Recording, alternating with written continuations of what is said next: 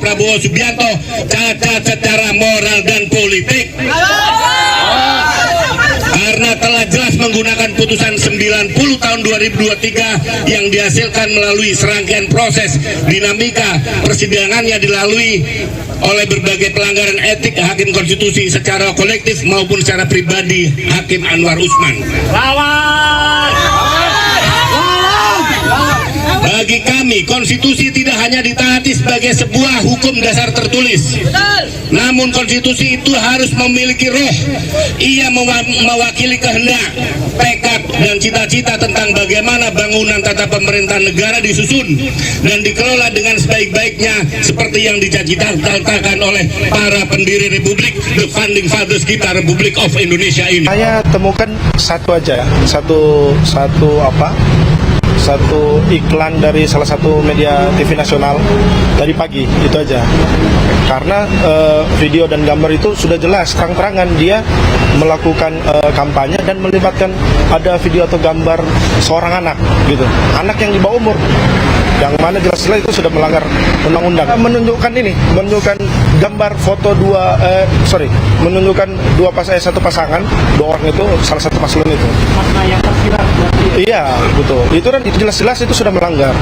Padahal kan tahapan kampanye juga kan masih tanggal 28 dan itu sudah melanggar kira-kira seperti itu.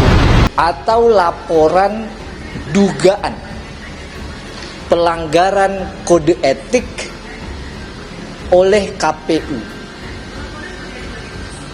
terkait penerimaan berkas dan penetapan Saudara Gibran Rakabuming Raka selaku calon wakil presiden dalam pemilu tahun 2024. Bawaslu diminta batalkan penetapan Capres-Cawapres Prabowo Gibran.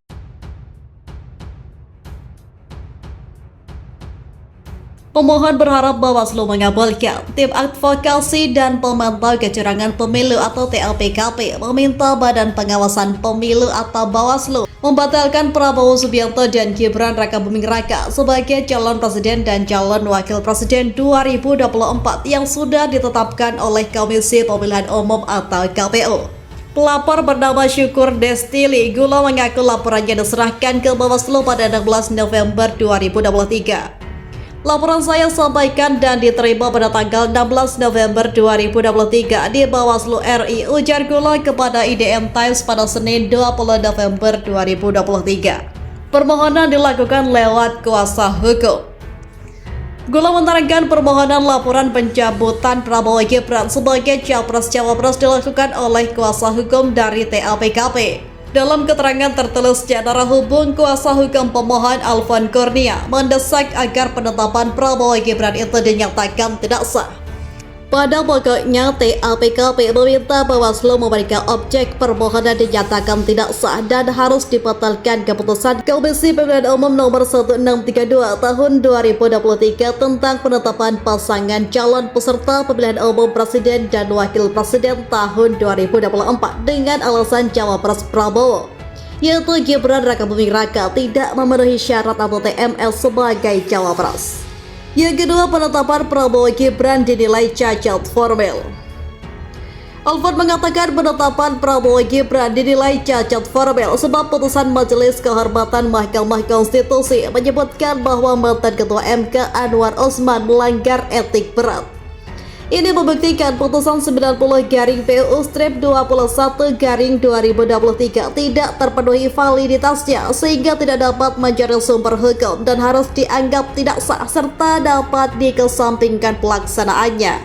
Yang ketiga, harap Bawaslu mengabulkan permohonan. Lanjut Alfon, berharap Bawaslu mengabulkan permohonannya sehingga Prabowo dan Gibran batal menjadi Capres-Cawapres. Kami menuntut Bawaslu agar mengabulkan permohonan kami, yaitu ke-1, mengabulkan permohonan para pemohon untuk seluruhnya.